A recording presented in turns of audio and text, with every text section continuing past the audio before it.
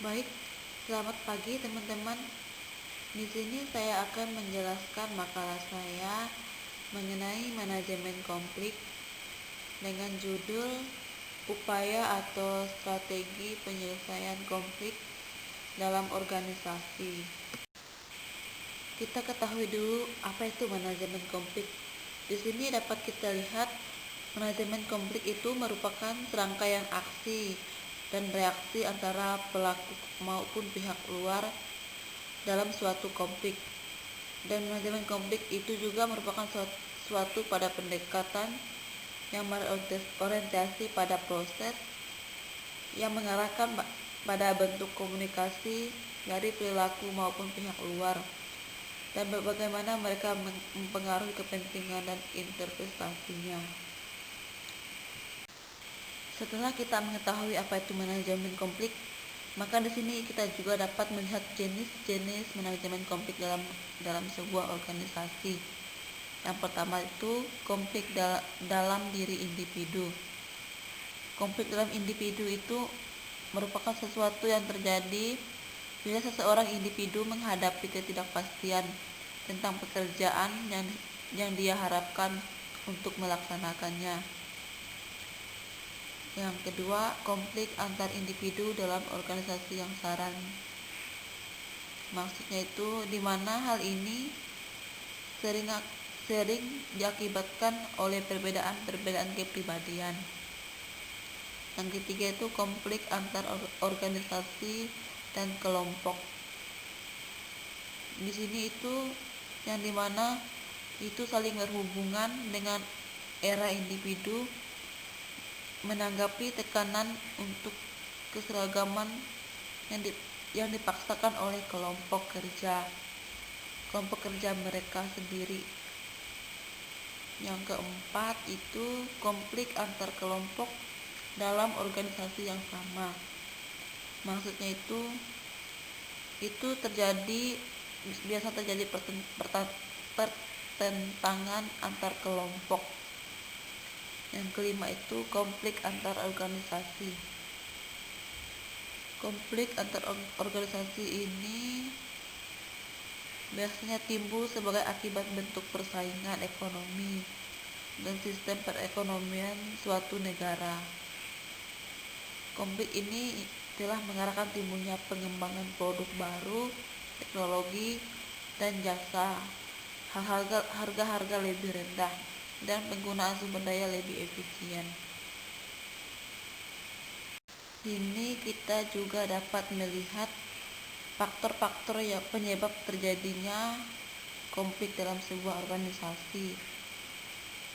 Yang pertama itu pemecahan masalah secara sederhana.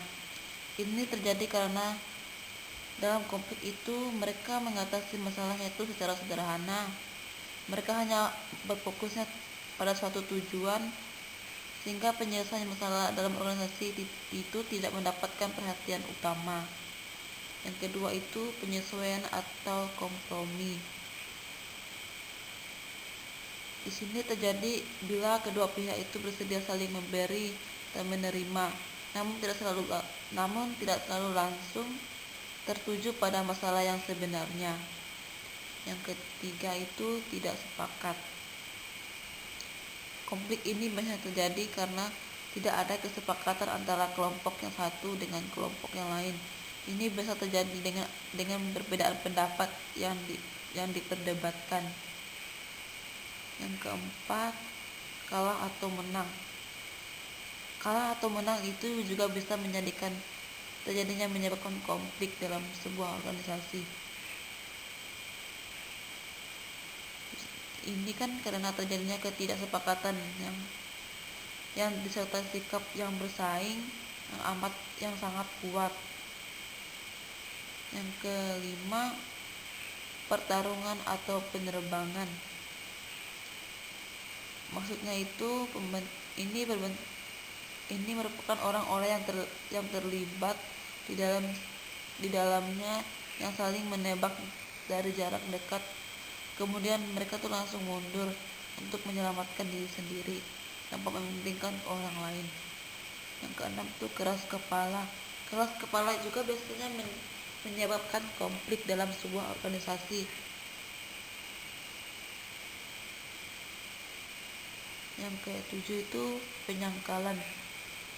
Ini juga termasuk dalam faktor yang akan menyebabkan terjadinya konflik dalam organisasi, karena ini merupakan salah satu jenis konflik yang paling sulit diatasi dalam organisasi, karena tidak terjadinya komunikasi secara terbuka dan terang-menerang terhadap sesama kelompok organisasi mereka. Setelah kita melihat jenis-jenis dalam konflik dalam organisasi dan faktor-faktor yang menyebabkan terjadinya konflik dalam organisasi, maka di sini juga kita dapat melihat strategi yang digunakan untuk menyelesaikan konflik dalam organisasi. Yang pertama itu melalui pendekatan biokratis, yang dimana seorang pemimpin itu melakukan mengontrolkan aktivitas bawahannya. Yang kedua itu melalui pendekatan intervensi otoritatif dalam konflik lateral. Biasanya konflik ini itu diselesaikan secara sendiri oleh pihak-pihak yang melakukan konflik dalam sebuah organisasi.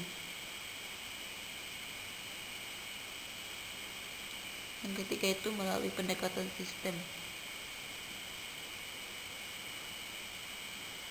Dengan melalui pendekatan sistem ini, kita itu bisa memperunding masalah-masalah yang terjadi dalam konflik dengan kita menekankan pada permasalahan kompetisi dan model-model pendekatan birokrasi. Yang keempat itu reorganisasi struktur. Dengan melalui pendekatan reorganisasi struktur ini, kita tuh juga dapat menyelesaikan konflik, karena kita itu bisa mengubah sistem untuk melihat kemungkinan terjadinya reorganisasi struktur guna meluruskan perbedaan kepentingan dan tujuan dalam sebuah organisasi. Sekian presentasi dari saya, kurang lebihnya saya mohon maaf. Terima kasih.